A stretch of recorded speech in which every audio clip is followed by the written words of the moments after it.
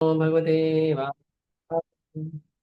नमो भगवते वासुदेवाय।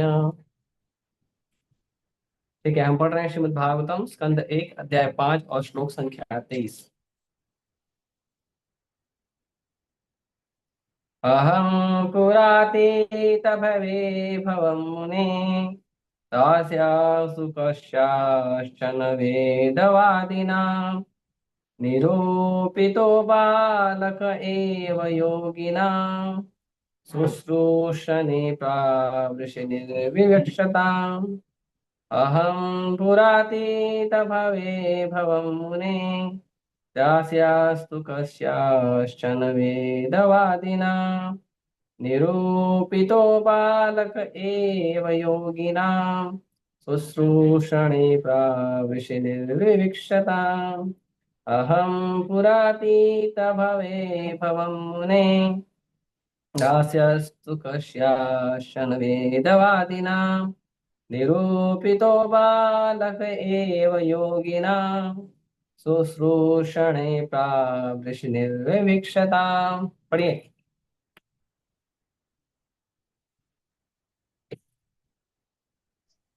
हरे कृष्णा प्रभु जी। हम्म।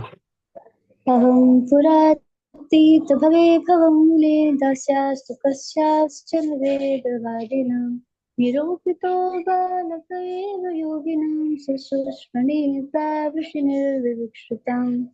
हरे और कृष्ण। पढ़-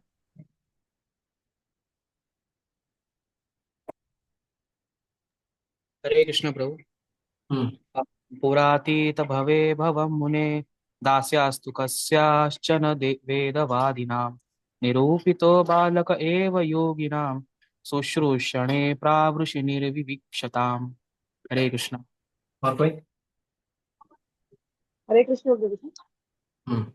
अहं पुरा अतीतो भवे अभवं मुने दास्यस्तु कश्चन वेदवादिनां निरूपिता बालक एव योगिनां शिशूनां प्रवशी निर्विशिष्टाम्।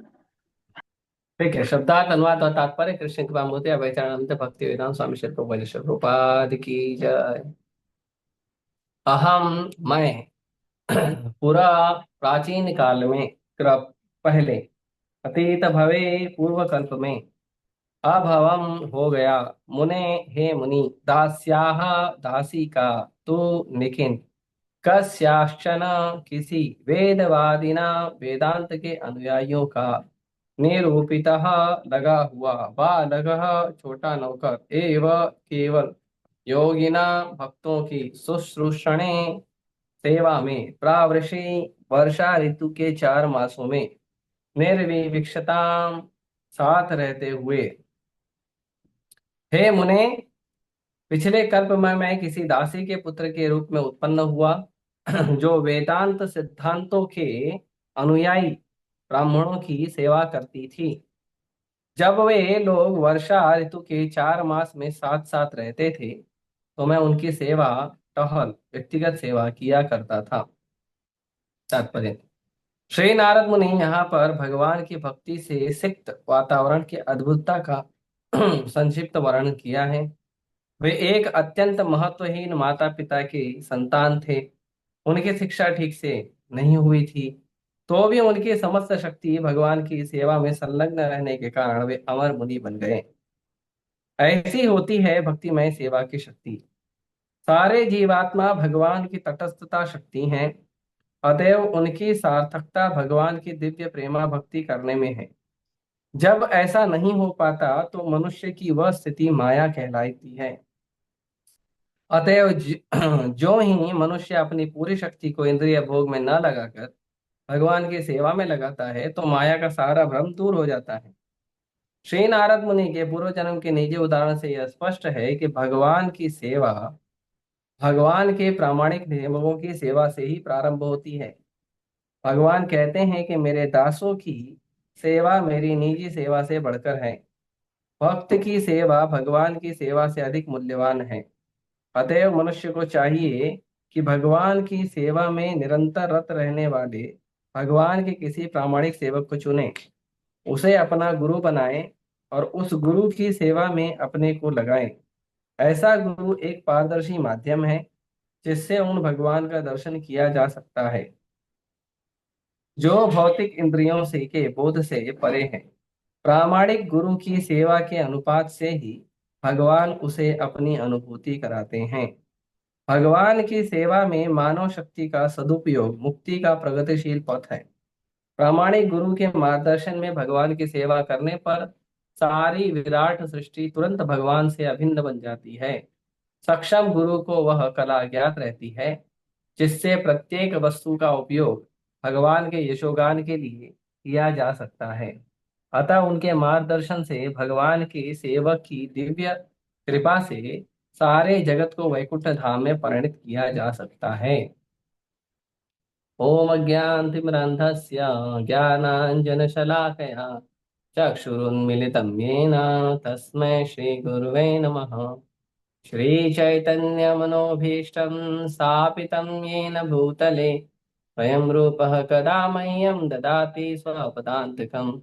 वन्देऽहं श्रीगुरो श्रीयुतापदकमलं श्रीगुरुर्वैष्णवांश्च श्रीरूपं साग्रजातं सहगण रघुनाथान्वितं तं सजीवं साद्वैतं सावधूतं परिजनसहितं कृष्णचैतन्यदेवं श्रीराधा कृष्णपादान् सहगण ललिता श्रीविशाखान्तांश नमामि विष्णुपादाय कृष्णपृष्ठाय भूतले श्रीमते भक्तिवेदांत स्वामिनिति नामिने। नमस्ते सारस्वते देवे गौरवाणी प्रचारिणे निर्विशेष शून्यवादी पाश्चात्य देशतारिणे। नमामि विष्णुपादाय कृष्णपृष्ठाय भूतले श्रीमते भक्तिसिद्धान्त सरस्वती इति नामिने। श्रीवार्षभानवी देवी दयिताय कृपाब्धये कृष्ण संबंध विज्ञान दायिने प्रभवे नमः। माधुर्योज्वल प्रेमाढ्य श्री रूपानुग भक्तिदा श्री गौर करुणा शक्ति विग्रहाय नमस्ते। नमस्ते गौरवाणी श्रीमूर्तये दीनतारिणे रूपानुगा विरुद्धाप सिद्धांत द्वांत हारिणे। नमो गौरकिशोराय साक्षाद् वैराग्यमूर्तये विप्रलम्ब रसाम्बोधे पादाम्बुजाय ते नमः। नमो भक्ति विनोदाय सच्चिदानंद नामिने गौरशक्ति स्वरूपाय रूपानुगवराय ते गौराविर्भाव भूमि स्तम निर्दिष्टा सज्जन प्रिय वैष्णव सार्वभौम श्री जगन्नाथाय ते नमः। वाञ्छाकल्पतरुभ्यश्च कृपा सिन्धुभ्यैव च पतितानां पावनेभ्यो वैष्णवेभ्यो नमो नमः। नमो महावदन्याय कृष्ण प्रेम प्रदायते कृष्णाय कृष्ण चैतन्य नाम्ने गौतुषे नमः। पंचतत्वात्मकं कृष्णं भक्तरूप स्वरूपकं भक्तावतारं भक्ताख्यं नमामि भक्तशक्तिकम्। हे कृष्ण करुणा सिंधु दीनबंधु जगतपते गोपेश गोपिकान्त राधा कांत नमस्तुते। जयतां सुरतरो पंगो मम मंद मतिर्गति मत्सर्वस्य पादाम्भोजो राधा मदन मोहनो दिव्यद्वन्द्वारण्यकल्पद्रुमादः श्रीमद्रत्नागार सिंहासनस्थौ श्रीमद्राधा श्रीलगोविन्ददेवो प्रेष्ठालिभिः सेवमानो स्मरामि। श्रीमान् रासरसारम्भे वंशीवट्तटस्थितः कर्षन् वेणुस्वनैर्गोपी गोपीनाथाय श्रीस्तु नः। तप्तकाञ्चन गौराङ्गी राधे वृन्दावनेश्वरी वृषभानुसुते देवी प्रणमामि हरिप्रिये। जय श्री कृष्ण चैतन्य प्रभु नित्यानंद श्री अद्वैत गदाधर शिवासादि गौर भक्तवृंद। हरे कृष्णा कृष्णा कृष्णा हरे हरे हरे राम राम राम हरे हरे।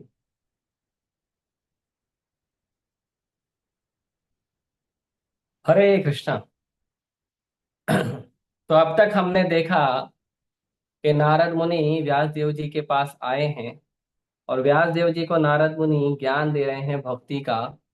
उनको कह रहे हैं कि आपने क्या गलती की है उन गलतियों को सुधारो और ये सब बात बता रहे हैं भगवान। भगवान के बारे में नारद मुनि।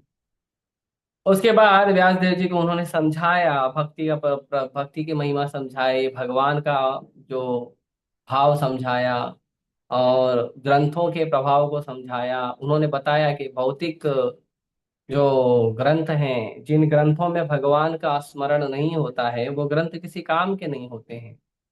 तो उसके बारे में बताया। उसके बाद उन्होंने बताया जो आध्यात्मिक ग्रंथ हैं वो बहुत महत्वपूर्ण चीजें होती हैं, मनुष्य जीवन के आत्म साक्षात्कार के लिए बहुत महत्वपूर्ण होता है।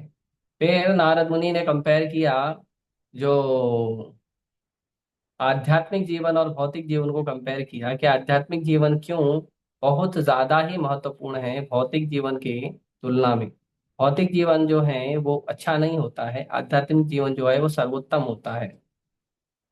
तो इस तरह से समझाने के बाद पिछले श्लोकों में नारद मुनि ने कहा कि देखो व्यासदेव जी, ऐसा है कि मैं ये जो चीजें तुमको बता रहा हूँ, इन चीजों में मैं ये चीज तुमको क्लियर कर देना चाहता हूँ कि जितने भी ज्ञानी लोग हैं, जिन लोगों को हम विद्वान कहते हैं, जो लोग ज्ञानी हैं, यदि उन लोगों के मत के अनुसार देखा जाए तो मैं आपको एक चीज, केवल एक चीज बता रहा हूँ कि सृष्टि में जो कोई भी कार्य है, जो कोई भी ज्ञान है, जो कोई भी कार्य है, उसका केवल एक ही उद्देश्य होना चाहिए, और वो होना चाहिए भगवान के गुण रूप लीला का गुणगान करना। कोई व्यक्ति संसार में जन्म लेने के बाद कौन सी कला, कौन से गुण, कौन से हुनर को उसने सीखा है, वो महत्वपूर्ण नहीं है, जब तक वो भगवान की लीलाओं को, कथाओं को, गुणों को, सेवाओं को अपने हुनर से नहीं करता है। यहाँ तक कि व्यक्ति का शरीर भी, जो शरीर व्यक्ति को प्राप्त है, वो शरीर भी लोगों के लिए अनुकूल नहीं है, प्रतिकूल है, अगर वो व्यक्ति अपने शरीर से भगवान की सेवा न करे। आंख का कोई फायदा नहीं है कि अगर आंख भगवान के श्री विग्रह का, भगवान के मंदिर का और भक्तों का दर्शन न करे तो इन आंखों का कोई फायदा नहीं। इन कानों का कोई फायदा नहीं है अगर ये कान जो है वो भगवान के कीर्तन को, कथा को, भगवान के लीला रूप गुणगान को न सुने। ये जो मुंह है और जीभ है उसका कोई फायदा नहीं है अगर हम इस मुंह से भगवान का कीर्तन न करें, प्रसाद न खाएं और भगवान की लीला का गुणगान न करें। ये नाक का कोई कार्य नहीं है, नाक का कोई उपयोग नहीं है अगर हम इस नाक से भगवान के चरण कमल में अर्पित तुलसी का सुगंध ना लें, भगवान के चरण कमल में अर्पित भगवान के पुष्पों का सुगंध ना लें, भगवान के चरण कमल में जो भी भगवान को अर्पित वस्तु है वो यदि हम भगवान सा का न सूंघे तो इस नाक का कोई उपयोग नहीं है। हाथ का कोई उपयोग नहीं है यदि हम भगवान की कोई सेवा नहीं करते हैं। और इस पर ये पैर भी निरर्थक हैं यदि इन पैरों से हम भगवान के मंदिर में, भगवान के धाम में भक्तों से मिलने के लिए, भगवान की सेवा प्रचार के लिए चलने का काम न करें। तो यहाँ तक के जो हम हुनर सीखते हैं, जो कला सीखते हैं, जो गुण सीखते हैं, वो यदि भगवान की सेवा में ना लगे तो वो उसका कोई वैल्यू नहीं है, वो निरर्थक है। वैसे ही हमारा शरीर भी निरर्थक है। तो ये चीज समझना चाहिए। कई सारे आचार्य और कई सारे शास्त्रों में तो यहाँ तक वर्णन है कि जो जीव भगवान का नाम, गुण, रूप, लीला का गुणगान नहीं करती है, भगवान कृष्ण का जो उत्तम श्लोक है उनका यशोगान नहीं करती है, वो जीव मेढक की जीभ के समान है। मेढक की जीभ का मतलब है, मेढक की जीभ बड़ी लंबी होती है। मेढक की जीभ का समान का मतलब ये है कि जो मेढक है वो टर टर टर टर करते रहता है बिना काम के। आप देखेंगे बिना काम के टर टर करते रहता है मेढक। वो मेढक की जो टर टर करने की आवाज है वो सांप को निमंत्रण देती है कि मैं यहाँ हूं, आओ और मुझे खा लो।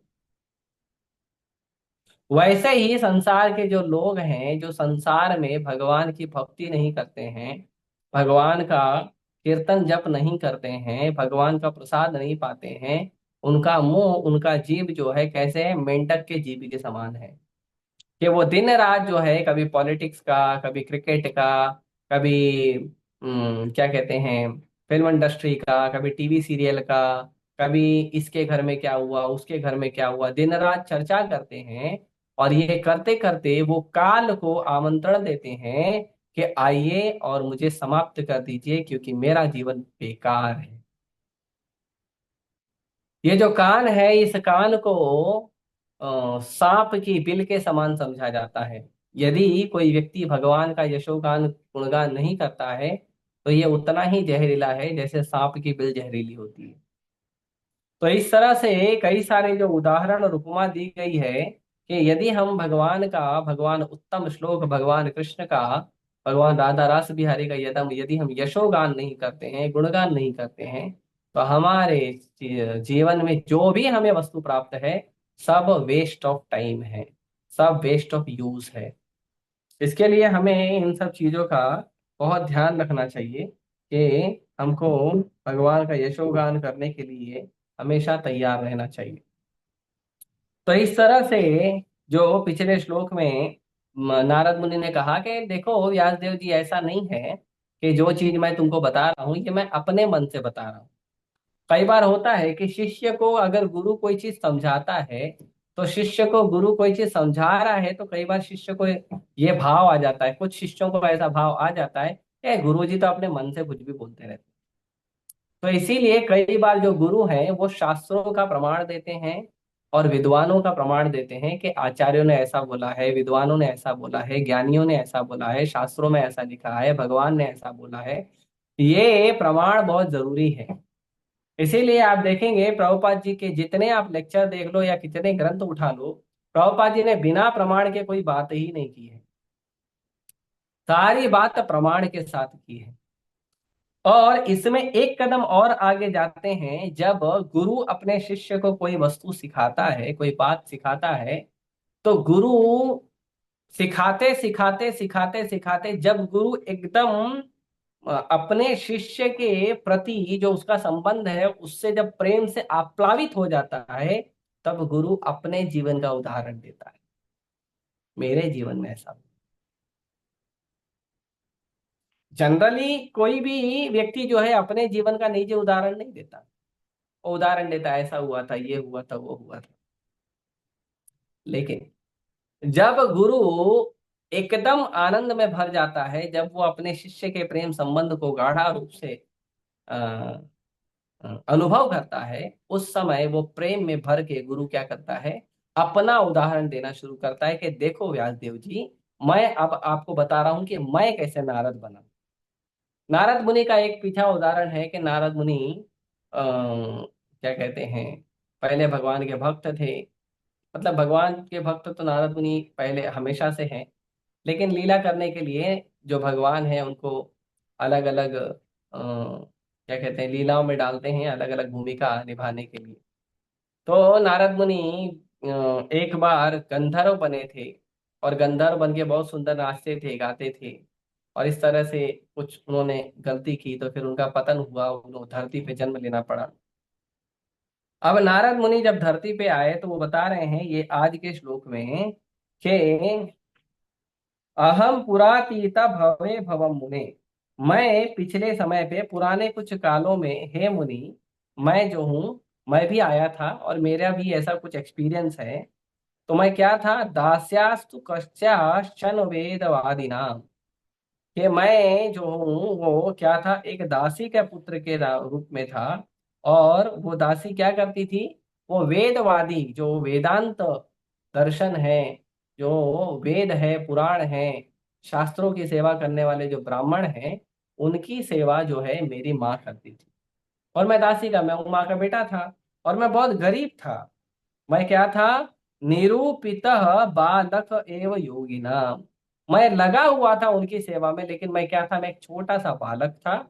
और छोटा सा बालक, छोटा सा नौकर के रूप में मैं योगियों की सेवा कर रहा था। और सेवा करते करते शुश्रूषणे प्रावृष निर्विक्षताम, और इस तरह से जो प्रावृषि का समय है, प्रावृषि का मतलब जो चतुर्मास का समय, ये जो समय चल रहा है, ये चतुर्मास का समय चल रहा है। तो ये जो चतुर्मास का समय है, ये 4 महीने जो हैं वो जो साधु हैं वो ट्रैवलिंग नहीं करते। साधु जो है वो चतुर्मास में, जो साल के 4 महीने वर्षा ऋतु के होते हैं, जो वृषि के, प्रावृषि के समय होते हैं, वर्षा ऋतु के 4 महीने, उस वर्षा ऋतु के 4 महीने जो हैं वो साधु ट्रैवलिंग नहीं करते हैं। साधु को जहां मिल गया वहीं आश्रय लेते हैं।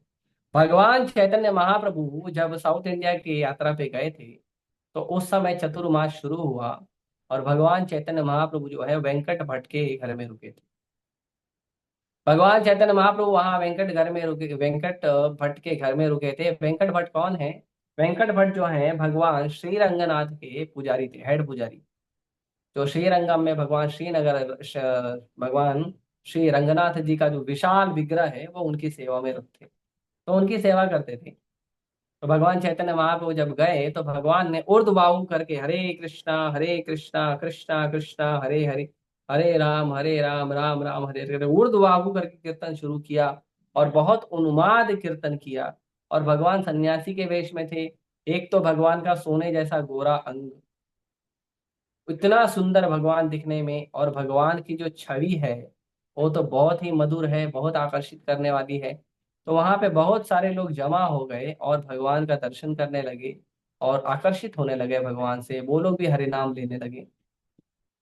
वेंकट भट्ट ने देखा कि एक सन्यासी आया है, तो वेंकट भट्ट ने कहा कि आप मेरे घर पे चल के प्रसाद ले लीजिए।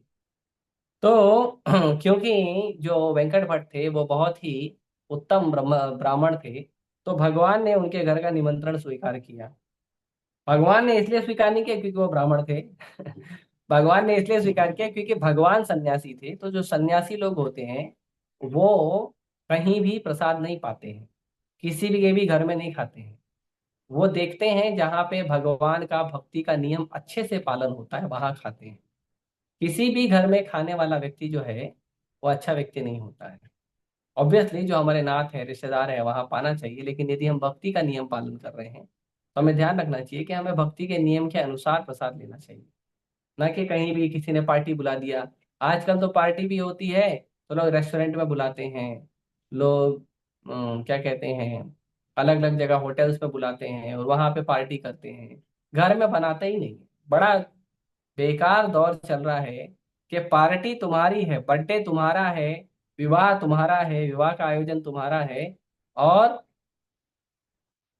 खाना तुम बाहर से मंगा रहे हो। बता, पहले का समय ऐसा था, एक जगह मैंने जोक पढ़ा था, पहले का समय ऐसा था कि शादी विवाह में जो विवाह समारोह होता है, ये विवाह समारोह में, विवाह समारोह है या कोई अंत्येष्टि का समारोह है, क्या होता था कि इसमें पहले के लोग जो है ना, विवाह समारोह में पहले लोग घर के जितने भी लोग होते थे वो कुकिंग करते थे विवाह समारोह में। और बाहर से नाचने गाने वालों को बुलाया जाता था।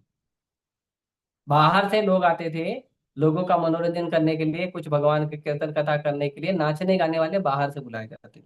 कथा कीर्तन तो अभी शून्य हो चुका है, अब नाचने गाने वालों की ही सब हर जगह जो है डिमांड है।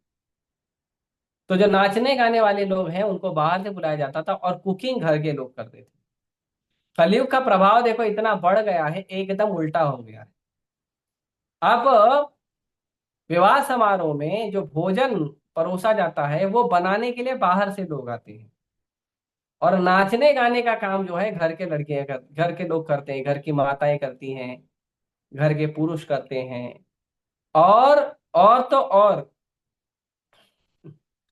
दुविधा के ऊपर और एक दुविधा तो ये है कि वो लोग विवाह समारोह में उनको नाचना है गाना है, इसलिए लोग क्या करते हैं, इसलिए लोग हफ्ते भर पहले से, महीने भर पहले से उनके घर पे कोरियोग्राफर का, जो नाचना सिखाते हैं, वो कोरियोग्राफर को घर पे बुला के, उनके घर पे कोरियोग्राफर आके बाकायदा ट्रेनिंग देता है, चाहे स्त्री आता है या पुरुष आता है।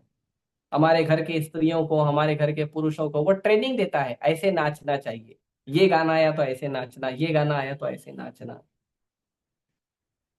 और घर के लोग जो अतिथि आए हैं उन लोगों का, जो विवाह में बाराती और खराती लोग हैं, उन लोगों का सेवा करने के बजाय नाचने और गाने में समय बिताते हैं।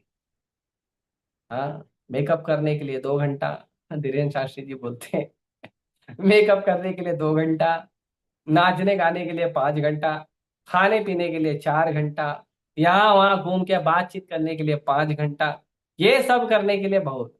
और जब बोलो पंडित जी को मंत्र पढ़ने के लिए, पंडित जी आधे घंटे में फटाफट कर दीजिए। पंडित जी बेचारा क्या करे, वो भी ले दबा के ये श्लोक वो श्लोक, स्वाहा स्वाहा स्वाहा स्वाहा करके मार देता। अब मारते रहो चक्कर, आप कोर्ट के चक्कर लेते रहो। विवाह समारोह में जो सबसे पुण्य प्रक्रिया होती है वो होता है अ, वर और वधु का जो जो जोड़ा जाता है वो समय होता है। और वो ब्राह्मण करता है, पंडित करता है। और वो अग्नि के सामने, अग्नि को साक्षी मानकर, वहां पे जो भगवान के कुछ भक्त हैं, साधु हैं, उनको साक्षी मानकर, वहां पे भगवान के विग्रह को साक्षी मानकर उस समय इतना सुंदर पवित्र कार्यक्रम होता है, विवाह बंधन कहा जाता है उसे।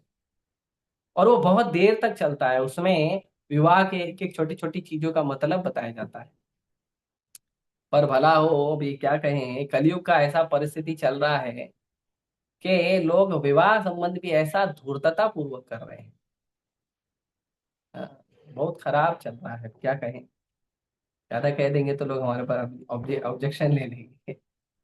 तो जो साधु हैं, साधु को घर में बुलाना चाहिए। तो साधु हर जगह नहीं खाते हैं। साधु कहाँ खाते हैं? साधु खाते हैं जहाँ पे साधु भगवान का प्रसाद पाते हैं। और वो भी वहां पाते हैं जहाँ पे नियमों का अच्छे से पालन किया जा रहा है। ऐसे तो भगवान के भक्त जो होते हैं वो किसी में भेदभाव नहीं करते हैं। हर व्यक्ति से प्रेम से मिलते हैं और हर व्यक्ति से प्रेम से जो है वो अच्छे से संबंध बिता के रहते हैं। लेकिन जब बात आती है साधु के अपने खान पान की, या बहुत नियम होते हैं ब्रह्मचारियों के, सन्यासियों के, तो उसके लिए वो नियम पालन करने के लिए किसी के भी घर में नहीं पाते हैं। तो चैतन्य महाप्रभु जो है वेंकट भट्ट के घर में प्रसाद पाने गए। और वेंकट भट्ट के घर में जब वो प्रसाद पाए तो फिर वेंकट भट्ट ने उनको निवेदन किया कि प्रभु, आप कहाँ जाओगे? अभी वर्षा ऋतु शुरू हो गई है और वर्षा ऋतु 4 महीने रहेगी। तो ये जो 4 मास की वर्षा ऋतु है, ये 4 मास की वर्षा ऋतु में जो सन्यासी हैं उनको भ्रमण नहीं करना चाहिए। तो इसीलिए आप ऐसा करिए, आप हमारे घर में ही रुक जाइए। तो भगवान ने देखा कि ये बहुत अच्छी बात है, भगवान उनके घर में रुक गए। और भगवान जब उनके घर में रुक गए तो उनके घर में एक छोटा सा लड़का था, छोटा सा पुत्र था वेंकट भट्ट का, जिनका नाम था गोपाल भट्ट। तो गोपाल भट्ट भी चैतन्य महाप्रभु का बहुत सेवा करते थे। और चैतन्य महाप्रभु उनको संग देते थे, उनको अपना उच्छिष्ट देते थे। और इस तरह से गोपाल भट्ट को चैतन्य महाप्रभु ने जो है बड़ा प्रेम दिया। और गोपाल भट्ट जो है आगे चलकर चैतन्य महाप्रभु के शिष्य बने। और उनका नाम पड़ा गोपाल भट्ट गोस्वामी महाराज। तो जो गोपाल भट्ट गोस्वामी हैं, जो 6 गोस्वामियों में एक हैं, जिनके सेवित विग्रह हैं श्री श्री राधा रमण देव जी। तो उनके, तो वैसे ही जैसे मैं आपको कथा सुना रहा हूँ चैतन्य महाप्रभु की और गोपाल भट्ट गोस्वामी की, वैसे ही नारद मुनि की भी वैसे ही कथा है कि जो 4 वेदांतवादी हैं, वो 4 लोग क्या किए, वो 4 लोग नारद मुनि के घर पे रुक गए। अब देखिए, मैंने बताया कि जो सन्यासी होते हैं वो ब्राह्मण के घर में और ये सब जगह प्रसाद पाते हैं। अब यहाँ तो ये जो वेदांतवादी है ये दासी के घर में रुके थे, ब्राह्मण के घर में नहीं रुके थे। पर क्योंकि उनका जो अ, भगवान की सेवा करने का साधन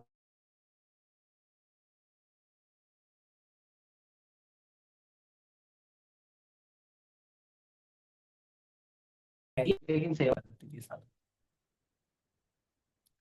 तो इसीलिए ये नहीं समझना चाहिए कि हमारे घर में ज्यादा धन धान्य है या नहीं, हम अमीर है या नहीं, हमारे घर में किसी को इनवाइट करेंगे तो हम क्या सेवा करेंगे। नहीं, आपने जिसको इनवाइट किया है वो व्यक्ति को भी समझना चाहिए कि हम जिसके घर में जा रहे हैं, जो वस्तु मिले उससे संतुष्ट हो जाए। और जो इनवाइट कर रहा है उसको भी यही समझना चाहिए कि हमारे घर में जितना हमारा अच्छे से अच्छा क्षमता हो उतना अच्छा हम सेवा करें, ताकि भगवान के भक्त प्रसन्न होके जाए। ये बहुत ध्यान देने वाली वस्तु है। तो जो नारद मुनि है वो नारद मुनि दासी के पुत्र थे। तो नारद मुनि क्या करते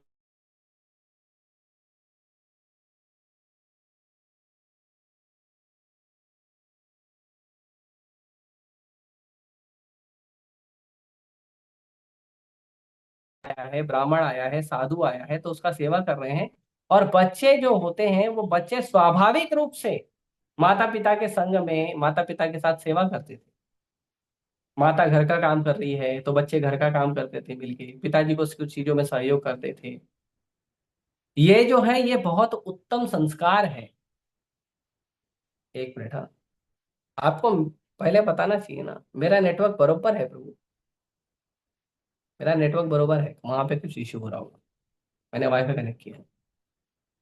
तो ये उत्तम संस्कार है कि लोगों को क्या करना चाहिए, लोगों को क्या कहते हैं, अपने माता के साथ पिता के साथ हाथ बटाना चाहिए। घर में बैठकर टीवी नहीं देखना चाहिए, वीडियो गेम नहीं खेलना चाहिए, घर में बैठकर टाइम पास नहीं करना चाहिए, मोबाइल नहीं चलाना चाहिए। चलाइए जितना उपयोग है, जरूरत है भाई, सबकी इच्छा होती है थोड़ा मनोरंजन करने की, मोबाइल चलाइए, लेकिन जितना उपयोग है उतना करिए। अब ऐसे इतना मोबाइल मत चलाइए कि घर के सारे काम काज छोड़ के मोबाइल चला रहे हो, गेम खेल रहे हो। चलो ठीक है, मोबाइल चला रहे हो, कुछ काम होगा आपका, उपयोग होगा, किसी से बात करना होगा, बैठकर गेम खेल रहे हैं लेकिन माता पिता को सहयोग नहीं कर रहे, ये तो गलत बात है ना। गेम खेल रहे हो, अरे गेम से क्या मिलेगा आपको, आप माता पिता का सहयोग करोगे, माता पिता को आराम मिलेगा और आपको माता पिता की सेवा करने का आशीर्वाद मिलेगा। घर में कोई ब्राह्मण आया है, साधु आया है, माँ है, पिताजी हैं और घर के कुछ लोग हैं, वो साधु का ब्राह्मण का सेवा करें, बच्चा अपने काम में बिजी है, उसको कुछ लेना देना ही नहीं साधु से, और माँ के बोलने पे, पिताजी के बोलने पे आके साधु को प्रणाम करता है, और साधु को प्रणाम किया, प्रणाम किया, हो गया, ओके हरे कृष्णा, चलो भाग गया। अब वो गया अपनी दुनिया में बिजी। अब साधु जितना 2 घंटा 4 घंटा वहां पे, उसको कोई मतलब नहीं। ऐसे बच्चों को ट्रेनिंग नहीं दे, बच्चों को ट्रेनिंग देना चाहिए। कोई साधु आया है घर में, कोई ब्राह्मण आया है, वैष्णव आया है, तो उसके साथ समय बिताने का ट्रेनिंग देना चाहिए। उसका प्रभाव क्या होता है, बहुत बड़ा प्रभाव होता है, ये पूरी कथा में आप उसका प्रभाव देखेंगे। तो यहाँ पे वर्णन कर रहे हैं प्रभुपाद जी तात्पर्य में, वे एक अत्यंत महत्वहीन माता पिता के संतान थे, उनकी शिक्षा भी ठीक से नहीं हुई। प्रभुपाद जी इस पर क्यों बल दे रहे हैं कि वो पहले के समय पे क्या होता था, पहले के समय पे गुरुकुल में पढ़ाई होती थी, तो कुछ लोग अपने बच्चों को गुरुकुल भेजते थे, कुछ नहीं भेजते थे। तो कुछ की पढ़ाई होती थी, कुछ की नहीं होती थी। तो जिनकी पढ़ाई नहीं होती थी वो लोग कुछ अपने माता पिता को ही सहयोग करके, माता पिता का ही जो है सेवा वगैरह करके आगे बढ़ते थे। तो नारद मुनि का पढ़ाई भी नहीं हुआ था, और फिर भी वो भक्ति का जो शक्ति है, भक्ति का जो प्रताप है, उसके कारण वो अमर मुनि बन गए। वो ऐसे महात्मा बन गए जैसा महात्मा न कभी हुआ है न होगा। नारद मुनि जैसा जो महान संत है, भक्ति के आचार्य हैं, वैसा कोई हुआ है न होगा। इतने महान भक्त बन गए। तो इसके लिए प्रभुपाद जी आगे बताते हैं कि सारे जीवात्मा भगवान की तटस्थ शक्ति है। तो भगवान की 3 शक्तियां होती हैं, एक होती है अंतरंगा शक्ति, एक होती है तटस्थ शक्ति, और एक होती है बहिरंगा शक्ति। जो भगवान की अंतरंगा शक्ति है वो है भक्ति की शक्ति। जो भगवान की तटस्थ शक्ति है, तटस्थ जो, वो है मध्यम शक्ति। और जो भगवान की अंतरंग बहिरंगा शक्ति है वो है माया, महामाया, जो लोगों को भ्रम में डालती है। तो ये इस प्रकार से 3 शक्ति हैं। तो जो जीव है, हम लोग जो है, वो भगवान की तटस्थ शक्ति है। तटस्थ मतलब ना हम अंतरंगा शक्ति है ना हम बहिरंगा। जब हम भगवान का भक्ति करते हैं, हम भगवान का भजन करते हैं, तो भगवान का भक्ति और भजन करने के कारण हम लोग जो है वो अंतरंगा शक्ति में सेवा करते हैं। और यदि हम भगवान का भक्ति नहीं करते हैं, भगवान से दूर होते हैं, तो हम क्या करते हैं, हम बहिरंगा शक्ति के उसमें रहते हैं। तो हम बहिरंगा शक्ति के उसमें चले जाते हैं। तो ये जो अंतरंगा शक्ति और बहिरंगा शक्ति है, ये अंतरंगा शक्ति बहिरंगा शक्ति में जीव अपनी इच्छा के अनुसार उसमें आता और जाता है। जो जीव है भगवान की भक्ति करेगा तो अंतरंगा शक्ति के संरक्षण में रहेगा और भक्ति करेगा, उसको कोई कष्ट नहीं होगा, भगवान की सेवा का, भक्ति का आनंद मिलेगा। और अगर जीव बहिरंगा शक्ति में भगवान की सेवा भक्ति भक्ति नहीं करेगा, तो जीव बहिरंगा शक्ति में आएगा, संसार के दुखों में नाना प्रकार के प्रताड़ना सहेगा। तो इस प्रकार के जो जीव होते हैं, तो इसीलिए प्रभुपाद जी आगे बोलते हैं, अतएव उनकी सार्थकता भगवान की दिव्य प्रेमा भक्ति करने में है। तो जीव का जो सार्थकता है, जीव की जो जीवन की सार्थकता है, भक्ति की सार्थकता है, वो है भगवान की दिव्य प्रेम की भक्ति की सेवा करने में। और कुछ करने में उसका काम नहीं है, और कुछ करेगा तो दुख मिलेगा। आगे कहते हैं, जब ऐसा नहीं हो पाता है तो मनुष्य की वही स्थिति माया कहलाती है। देखो एकदम सीधा सीधा प्रभुपाद जी बोल रहे हैं, यदि आप भगवान की भक्ति करोगे तो वो आपका स्वरूप है, वो आपका स्वभाव है। और यदि आप भगवान का भक्ति नहीं करोगे तो वो आपका स्वरूप नहीं है, वो आपका स्वभाव नहीं है। और आप महामाया के बंधन में आ जाओगे और आपको कष्ट और प्रताड़ना सहने मिलेगा। हाँ, तो एकदम क्लियर कह रहे हैं। अतएव जो ही मनुष्य अपनी पूरी शक्ति को इंद्रिय भोग में न लगाकर भगवान की सेवा में लगाता है तो वह माया से दूर हो जाता है। अब देखिए कहते हैं, प्रभुपाद जी कहते हैं, अभी कोई बोलेगा ठीक है अब तो हम भगवान का भजन सेवा नहीं कर रहे थे, हम तो माया में गिर गए, अब हम क्या करें, अब हम तो पतित हैं। जैसे मैं देखता हूँ, बुरा ना मानिएगा लेकिन बोलना पड़ रहा है, परिस्थिति ऐसी है। अब हम लोग कभी कभी देखते हैं, हम लोगों को कुछ भक्त कहते हैं, प्रभु जी हम तो ब्रह्मचारी नहीं हैं आपकी तरह, हम तो आपकी तरह भाग्यशाली नहीं हैं, हम तो मंदिर में नहीं रहते हैं प्रभु जी, हम तो गृहस्थ हैं प्रभु जी, हम क्या सेवा करेंगे प्रभु जी, हमारा प्रभु जी 16 माला ही हो जाता तो बड़ी बात हो जाती है प्रभु जी, हम कुछ सेवा करने लायक नहीं है प्रभु जी, हम तो पतित हैं प्रभु जी, हम इतने पतित हैं, इतने पतित हैं, इतने पतित हैं कि हम ऊपर उठना ही नहीं चाहते हैं, ऊपर ऊपर उठकर ऊपर जाना ही नहीं चाहते हैं।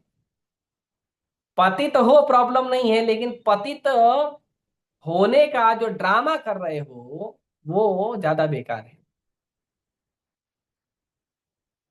जैसे जो व्यक्ति जो व्यक्ति सो रहा है, जो व्यक्ति सो रहा है उस व्यक्ति को उठाया जा सकता है, लेकिन जो व्यक्ति सोने का नाटक कर रहा है उसको नहीं उठाया जा सकता। उसको कितना टाइम उठाओगे, उसको पता है अभी उठना ही नहीं है, लाइन में भोंगा लगाने तो, चिल्लाने तो, आवाज करने तो उठना ही नहीं है मुझे। तो जो व्यक्ति सोते रहता है वो व्यक्ति को आप उठा सकते हो, लेकिन जो सोने का ड्रामा कर रहा है उसको नहीं उठा सकते। तो हम देखते हैं जो गृहस्थों का जीवन होता है, जो गृहस्थ लोग होते हैं, वो गृहस्थ लोग इतना कहते हैं प्रभु जी आप तो ब्रह्मचारी हैं, आप शुद्ध भक्त हैं प्रभु जी, आप तो जीवन त्याग कर दे प्रभु जी, प्रभु जी हम तो पतित हैं, विषयी हैं, संसार में फंसे। ये सब अच्छा भाव है कि ये सब आप सोचते हो, लेकिन ये सब सोचते सोचते आप इतने आत्मग्लानि में आ जाते हो कि भगवान की सेवा का भाव ही त्याग देते हो और इंद्रिय भोग के भाव में लिप्त हो जाते हो। ये गलत है। यदि आप अपने आप को पतित मान रहे हो, यदि आप अपने आप को विषयी मान रहे हो, यदि आप अपने आप को पापी मान रहे हो, तो ये दैन्यता का बहुत सुंदर लक्षण है। लेकिन आप अपने आप को इतना ज्यादा पतित और इतना ज्यादा पापी मान रहे हो कि भगवान की सेवा ही नहीं करना चाहते हो, तो वो आत्मग्लानि है, फिर आपका उद्धार कभी नहीं हो, फिर आपका उद्धार कभी नहीं हो। और कई लोग तो इस बात का फायदा उठाते हैं, आ जाएंगे प्रभु जी हम गृहस्थ हैं प्रभु जी, विषय है प्रभु जी, प्रभु जी आप लोग तो भक्त हैं, आप लोग तो अच्छा भक्ति करते हैं, तो एक काम करिए, जो जो आपको फायदा मिलता है ना वो फायदा सब हमको दे दीजिए, हमको मंदिर से प्रसाद निकाल कर दीजिए, हमको मंदिर से ये निकाल कर दीजिए, वो निकाल कर दीजिए। अरे आप मंदिर का सेवा करने आए हो कि मंदिर से सेवा लेने आए हो? प्रभुपाद जी कहते हैं कि जो गृहस्थ होते हैं वो गृहस्थों का बहुत बड़ा जिम्मेदारी है। 84 लाख योनियों में 4 लाख योनि मनुष्य की है, उस 4 लाख योनि में भी बहुत सारे लोग जो हैं वो भक्ति करते हैं, बहुत सारे लोग भक्ति नहीं करते हैं। तो जो गृहस्थ जीवन में जाते हैं, जो विवाह करते हैं, उन लोगों की जिम्मेदारी होती है कि मनुष्यों में भी जो 4 वर्ण है, ब्राह्मण क्षत्रिय वैश्य शूद्र, ये मनुष्यों में भी, ब्राह्मण नहीं, मनुष्यों में भी जो है ब्रह्मचारी गृहस्थ और वानप्रस्थ और सन्यासी, तो गृहस्थों का जिम्मेदारी है कि गृहस्थों के माध्यम से, गृहस्थों के सहयोग से ब्रह्मचारी वानप्रस्थ और सन्यासी का पालन पोषण हो। ये गृहस्थों का जिम्मेदारी है, ब्रह्मचारी का पालन करे, सन्यासी का पालन करे, वानप्रस्थी का पालन करे। ये गृहस्थों का जिम्मेदारी है, वो अपना पालन करे, अपने घर का पालन करे, ब्रह्मचारी का पालन करे, सन्यासी का पालन करे, वानप्रस्थ का पालन करे, और संसार के 80 लाख जीवों का पालन भी गृहस्थों का जिम्मेदारी है। अगर आप शास्त्रों की बात करते हैं कि भगवान की सेवा कैसे करनी चाहिए, तो पहली सेवा यहां से शुरू करिए कि भगवान की भक्ति करने वाले लोगों को सहयोग करिए। गृहस्थों का जिम्मेदारी है कि वो पैसा कमाए और पैसा कमाकर आकर मंदिर में दान दें, और ब्रह्मचारी और सन्यासियों का सेवा करें और अपना भक्ति में उद्धार करें, खुद का भी साधना भक्ति करें और मंदिर में दान भी दें। और दान करने का स्टैंडर्ड जो है वो रूप गोस्वामी ने किया था। रूप गोस्वामी जितना कमाए थे उसका 50% जो है वैष्णव की सेवा में दान कर दिए थे। 50% जितना कमाए थे, और उसके बाद 25% अपने इमरजेंसी के लिए रखे थे, 25% जो है अपने घर परिवार के लोगों को दिए थे। यहां तो जो लोग पैसा कमाते हैं वो 99% अपने घर परिवार को देते हैं, 1 या 2% अपने लिए रखते हैं और मंदिर में आके हाथ फैलाते, प्रभु जी प्रसाद दे दीजिए। अरे अच्छी बात है, प्रसाद पे सबका अधिकार है, प्रसाद लीजिए आप। लेकिन यदि आप मंदिर से सेवा ले रहे हो तो मंदिर को सेवा करने का भी तो कुछ आपका जिम्मेदारी है, कि नहीं? कोई जिम्मेदारी नहीं। तो ये जो है ये बड़ा, मैं देखता हूं कभी कभी लोग आत्मग्लानि में इतने भर जाते हैं कि इतना ज्यादा वो ड्रामा करते हैं। वो पतित नहीं है, मंदिर के बाहर जाते ही ऐसा सीना तान के घूमते हैं, देखो तिलक लगाया हूं, इस्कॉन का हूं मैं, कंठी पहना हूं, देखो कृष्ण भक्त हूं मैं, कृष्ण भक्त। और मैं शुद्ध भक्त हूँ, हाँ मैं बहुत अच्छा भक्त हूँ। वो मंदिर के ब्रह्मचारी, अरे वो खाते सोते रहते हैं, वो खाली खाते और सोते हैं, कुछ काम नहीं करते। मेहनत हम लोग करते हैं। तो मंदिर में पुस्तक वितरण का सेवा आप करते हो, फंड कलेक्शन का सेवा आप करते हो, मंदिर में साफ सफाई का सेवा आप करते हो, मंदिर के मैनेजमेंट का सेवा आप करते हो। करते हैं, कई सारे गृहस्थ लोग करते हैं, बहुत का अच्छा है, करते हैं वो। लेकिन ब्रह्मचारी जो है वो मंदिर का बहुमूल्य संपत्ति होता है। सन्यासी जो है वो बहुमूल्य संपत्ति होता है, साधारण नहीं होते ये लोग। आप सोचिए, जिस व्यक्ति ने पैसे को और स्त्री को त्याग करने का दम दिखाया है वो साधारण होगा? आप तो गृहस्थ जीवन में चले गए हो, आपको पैसे से भी मोह है, स्त्री से भी मोह है, आप तो गृहस्थ जीवन में चले गए हो। लेकिन जो व्यक्ति पैसे को त्याग दिया, स्त्री को त्याग दिया, संसार के पद को, प्रतिष्ठा को, नाम को त्याग दिया, सब कुछ त्याग करके मंदिर में आए कि मैं कृष्ण का सेवा करूंगा, वो साधारण व्यक्ति है। तो गृहस्थों का जिम्मेदारी है उनका पालन करना। ये गृहस्थों का पूरे 84 लाख योनि में, उसके अंदर भी मनुष्य योनि में केवल कमाई का अधिकार गृहस्थों को दिया गया है और किसी को नहीं दिया गया। तो जो गृहस्थ कमा रहा है, जो खेती कर रहा है, उसका उसका जिम्मेदारी है कि पूरे समाज का पालन करे, पशु पक्षियों का पालन करे, मनुष्यों में जो ब्रह्मचारी हैं, जो सन्यासी हैं, जो वानप्रस्थी हैं, उनका पालन करे। ये गृहस्थों का जिम्मेदारी है। अपने जिम्मेदारी से पल्ला नहीं झाड़ना चाहिए। मैं आजकल देखते हैं बेचारे सन्यासी और ब्रह्मचारी मंदिर बना रहे हैं, मंदिर चला रहे हैं, और गृहस्थ लोग जो हैं वो आते हैं, भाई हम तो गृहस्थ हैं, हम तो सेवा नहीं करेंगे, भजन नहीं करेंगे, हमारा जो भजन 16 माला हो जाता है वही बड़ा मुश्किल है, हम और क्या करें? ये अच्छी बात नहीं है, जिम्मेदारी है भक्ति में। इसके लिए प्रभुपाद जी ने कहा दिव्य वर्णाश्रम सिस्टम की बात की है। दिव्य वर्णाश्रम सिस्टम में हर व्यक्ति केवल कृष्ण का सेवक है। ना हम विप्रो ना च नरपति, न वैश्यो न शूद्रो, न हम वर्णी न च गृहपति, न वनस्थो यतो वा किंतु प्रोक्तान निखिल परमानंदम पूर्णाम प्रतापधे गोपी भर्तुरपद कमलो दास दास दास दासानुदास। महाप्रभु कहते हैं न हम वर्णी न च गृहपति, ना मैं ब्रह्मचारी हूं, न गृहस्थ हूं, न सन्यासी हूं, न वानप्रस्थी हूं, न ब्राह्मण हूं, न क्षत्रिय हूं, न वैश्य हूं, न शूद्र हूं। मैं क्या हूं? मैं गोपी का सेवा करने वाले पुरुष पुरुषोत्तम भगवान के दास के दास के दास का दास हूं। ये बहुत महत्वपूर्ण वस्तु। तो इसीलिए भक्तों को समझना चाहिए, जो गृहस्थ हैं आप लोग कम नहीं हो, आप लोगों के ऊपर जिम्मेदारी है भगवान की भक्ति का, आप लोगों पे जिम्मेदारी है भगवान के प्रचार का।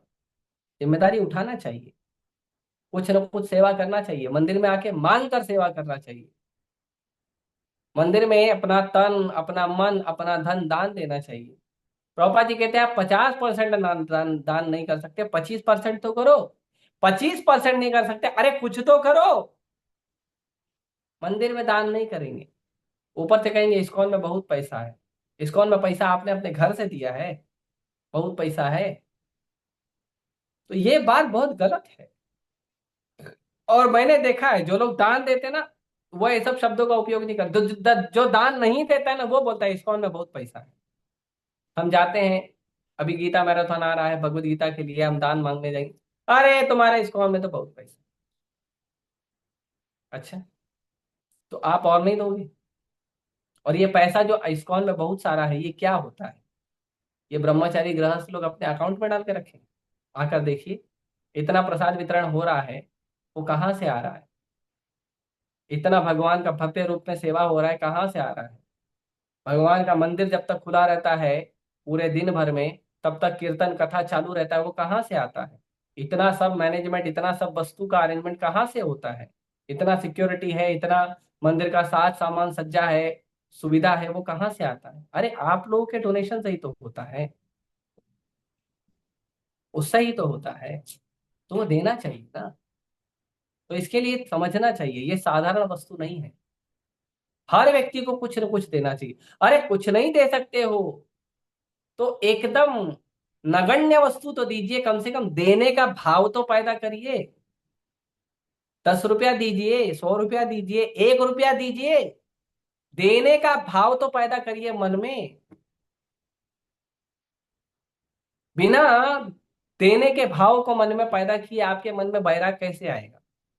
और आपके मन में बैराग नहीं आएगा तो लोभ लगा रहेगा संसार का। और संसार का लोभ लगा रहेगा तो हम लोग संसार में ही पड़े रहेंगे। जब तक संसार का लोभ नहीं छूटेगा, हमारे अंदर संसार के लोभ के प्रति वैराग नहीं आएगा, संसार के वस्तुओं को कृष्ण की सेवा में लगाने का भाव नहीं आएगा, तब तक हमें कृष्ण से आसक्ति कैसे होगी? इसीलिए बहुत महत्वपूर्ण है साधु का सेवा करना, सन्यासी का सेवा करना, ब्रह्मचारी का सेवा करना बहुत महत्वपूर्ण है। ये इसलिए नहीं है कि ब्रह्मचारियों को, सन्यासियों को, वानप्रस्थी को सेवा चाहिए, नहीं, वो कृष्ण पालन करने वाले। अरे जो व्यक्ति पैसा त्याग दिया, स्त्री त्याग दिया, भगवान के चरणों में शरण समर्पित हो गया, जो होगा देखा जाएगा भगवान की कृपा से, उसको आपकी सेवा की जरूरत नहीं है। लेकिन यदि आप उसको सहयोग करते हो भगवान का प्रचार करने में, यदि आप सहयोग करते हो उसको भगवान की सेवा करने में, तो आपका उद्धार होता है। हमें आवश्यकता नहीं है, हमें तो पता है हम भगवान की सेवा करने, सेवा लेने नहीं आए हैं हम लोग। ब्रह्मचारी सन्यासी सेवा लेने के लिए संसार नहीं त्याग करता है, उसको कोई सेवा नहीं चाहिए। वो तो संसार त्याग ही इसलिए करता है कि भगवान की सेवा में रत हो जाएंगे। लेकिन यदि आप ऐसे व्यक्ति का सहयोग करेंगे तो आपको कृपा मिलेगी, आपको भक्ति मिलेगी, आपको भगवान का आशीर्वाद मिलेगा। तो इसका प्रयास करना चाहिए। नहीं तो क्या होगा, जो ही मनुष्य अपनी पूरी शक्ति को इंद्रिय भोग में, हाँ, जब ऐसा नहीं हो पाता है तो मनुष्य की वह स्थिति माया कहलाती है। लेकिन आगे कहते हैं, लेकिन जैसे ही मनुष्य अपने पूरी शक्ति को इंद्रिय भोग में न लगाकर भगवान की सेवा में लगाता है तो माया का भ्रम दूर हो जाता है। भगवान भगवत में कहते हैं, तभी ये गुणमयी मम माया दुरत्यया। ये जो गुणमयी माया है अर्जुन, ये बहुत दुरत्यया है। दुरत्यया मतलब बहुत बहुत निर्दयी है। कितनी निर्दयी है तुम अंदाजा मत लगाओ, निर्दयी से भी ज्यादा निर्दयी है। फिर इससे बाहर निकलने का कोई रास्ता? भगवान बोलते, माम एव ये प्रपद्यन्ते माया में तम तरन्ति। केवल मुझे शरणागत हो, मम एव, केवल मुझे शरणागत हो जाओगे तो आपको माया छोड़ देगी। Very easy. तो यदि आपको भौतिक संसार के कष्टों से बचना है, भौतिक संसार के कष्टों से दूर होना है, तो क्या करना चाहिए? भगवान कृष्ण की शरणागति लेनी चाहिए। कैसी लेनी चाहिए? आगे प्रभुपाद जी कहते हैं कि नारद मुनि अपने पूर्व जन्म के निजी उदाहरण से बता रहे हैं कि भगवान की सेवा भगवान के प्रामाणिक सेवा से ही प्रारंभ होती है। भगवान की सेवा शुरू होती है भगवान के भक्तों की सेवा करने से। भगवान की सेवा करिए, अच्छी बात है, भगवान से आकर्षण अच्छी बात है, तो उन लोगों को भी सहयोग करिए जो भगवान की सेवा कर रहे। उनका सहयोग ज्यादा करिए आप। तो भगवान के भक्तों की सेवा से ही भगवान की सेवा प्रारंभ होती है। और स्वयं भगवान कहते हैं, भगवान क्या कहते हैं, शिव जी बताते हैं कि आराधना नाम सर्वेशम विष्णु आराधना परम, के पूजा में भक्ति में सबसे श्रेष्ठ क्या है, भगवान विष्णु की आराधना सबसे श्रेष्ठ है। लेकिन शिव जी आगे कहते हैं तस्मात् परतरम देवी तदीया नाम समर्चनम, लेकिन हे देवी, हे पार्वती, उससे भी ज्यादा महत्वपूर्ण है जो उनके तदीय हैं, जो भगवान की सेवा में नियुक्त हैं, उन लोगों की सेवा करना भगवान की सेवा करने से बड़ा है। इसीलिए भगवान की सेवा करना अच्छी बात है, आप उस व्यक्ति को सहयोग करिए जो भगवान की सेवा में लगा हुआ है। वो सेवा भगवान की सेवा से बढ़ के है। क्यों? क्योंकि वो व्यक्ति भगवान की सेवा अकेले करने का प्रयास कर रहा है, यदि आप उसका सहयोग करोगे तो भगवान प्रसन्न हो। और इसीलिए जब दुर्वासा मुनि गए भगवान के पास, भगवान नारायण के पास, तो भगवान ने क्या कहा, भगवान ने दुर्वासा मुनि को कहा भक्तैर भक्त जनो प्रिय, अहम भक्त पराधीन, भक्तैर भक्त जन प्रिय। मैं भक्तों के अधीन हूं दुर्वासा जी, मैं भक्तों के अधीन हूं। और भक्तों के ही अधीन नहीं, भक्तों के, जो लोग भक्त जिसको बोल देता कि ये व्यक्ति मेरा है, वो व्यक्ति भी मुझे प्रिय हो जाता है। इसे नरोत्तम नरोत्तम दास ठाकुर कहते हैं, नरोत्तम कौरो दया आपनारी बोली। नरोत्तम दास ठाकुर कहते हैं, हे वैष्णव ठाकुर, आप मुझ पे दया करिए, आप एक बार बस बोल दीजिए कि नरोत्तम तुम मेरे हो, बस मेरा काम हो जाएगा। भगवान मुझे स्वीकार कर लेंगे, भगवान मुझे प्रेम शुरू कर देंगे। ये बड़ा महत्व। तो भक्तों की सेवा जो है भगवान की सेवा से बढ़कर है। इस पे कई सारे उदाहरण हैं, देखेंगे धीरे धीरे। भक्त की सेवा भगवान की सेवा से अधिक मूल्यवान है, अतएव मनुष्य को चाहिए कि भगवान की सेवा में निरंतर रत रहने वाले भगवान के किसी प्रामाणिक सेवक को चुने। यहां पे ट्विस्ट मार दिया प्रभुपाद जी। क्या कह रहे हैं? प्रभुपाद जी कह रहे हैं भक्तों की सेवा करिए, भगवान के सेवक की सेवा करिए, लेकिन वो सेवक कैसा होना चाहिए, प्रामाणिक होना चाहिए। वो सेवक भगवान की सेवा करने वाला होना चाहिए, न कि भगवान की सेवा के नाम पे ड्रामा करने वाला होना चाहिए। प्रामाणिक सेवक की सेवा करें, उसे अपना गुरु बनाए और उस गुरु को उसकी सेवा में अपने आप को लगाए। ऐसा गुरु, वो कौन होता है वो गुरु, ये गुरु कैसा होता है, ऐसा गुरु एक पारदर्शी माध्यम है जिससे उन भगवान का दर्शन किया जा सकता है। ऐसा गुरु जो है वो पारदर्शी माध्यम होता है, इससे भगवान का दर्शन आप कर सकते हैं। तो ऐसा व्यक्ति बनिए। अगर किसी व्यक्ति को चाहिए कि वो भक्त बने, वैष्णव बने, भगवान का सेवक बने, तो सबसे पहली कंडीशन है कि आप पहले प्रामाणिक बनिए। सबसे पहले आप शास्त्रों के अनुसार, आचार्यों के अनुसार, गुरु के मार्गदर्शन के अनुसार आप पहले भक्ति और सेवा करिए, पहला। दूसरा, आप भगवान के एकदम प्रामाणिक ही के साथ साथ एकदम पारदर्शी भक्त बनिए। पारदर्शी एकदम, पोस्टमैन की तरह, यहां से पैसा उठाया एज इट इज यहाँ पे, यहां से पैसा उठाया एज इट इज यहाँ पे। ऐसे नहीं यहां से 1000 रुपया उठाया यहाँ पे 900 रुपया दिया, तो आप पारदर्शी नहीं हो। तो आप पारदर्शी नहीं हो, आप बीच में घपला कर रहे हो, बीच में गड़बड़ कर रहे हो। कोई व्यक्ति आया आपके पास, प्रभु जी सेवा में लगा दीजिए, मैं बहुत अच्छा सेवा करना चाहता हूँ, भगवान की भक्ति करना चाहता हूँ, उसको ले आया, आ गया बेचारा। अब उसको आया है, अब उसको आपने अपनी निजी सेवा में लगा दिया। भगवान की सेवा गई दूर की बात, निजी सेवा में लगाइए, अच्छी बात है, लेकिन प्रयास करना चाहिए उसे भगवान से जोड़े, अपने से जोड़कर रोक कर नहीं रखना चाहिए। ये जो स्वभाव होता है ना, मेरा शिष्य है, मेरा काउंसली है, मेरा फॉलोवर है, मेरे ग्रुप का आदमी है, ये बहुत तामसी चेतना है। ये साधु की चेतना नहीं है, ये तामसी चेतना है। भगवत गीता के चौथे अध्याय के 35 नंबर श्लोक में भगवान कहते हैं, पहले 34 नंबर श्लोक में भगवान कहते हैं कि अर्जुन, तुम प्रामाणिक गुरु को ढूंढो जो तत्व से मुझे जानता है, उससे आप ज्ञान लो, वो आपको तत्व से मेरा ज्ञान बताएगा। उसकी सेवा करो, उसको शरणागत हो जाओ। ये भगवान ने अर्जुन को कहा, चौथे अध्याय के 34 नंबर श्लोक। फिर ऐसा करने से क्या होगा, तो 35 नंबर श्लोक में कहते हैं, 35 नंबर श्लोक में कहते हैं कि अर्जुन, ये ज्ञान जब तुमको प्राप्त हो जाएगा, मेरा मेरा जो तत्व से ज्ञान है वो जब तुमको प्राप्त हो जाएगा, तो तुम वापस से मोह में नहीं गिरोगे संसार में, मेरा और तुम्हारा, अपना और पराया, इस मोह में नहीं गिरोगे। और तब तुम ये जान पाओगे कि संसार के सारे जीव जो हैं वो मेरे अंश हैं, और इस भाव में सेवा करोगे। इसको कहते हैं पारदर्शी माध्यम। संसार के सारे जीव कौन है? कृष्ण के अंश हैं। उनको कृष्ण से जोड़ने का भाव रखना है।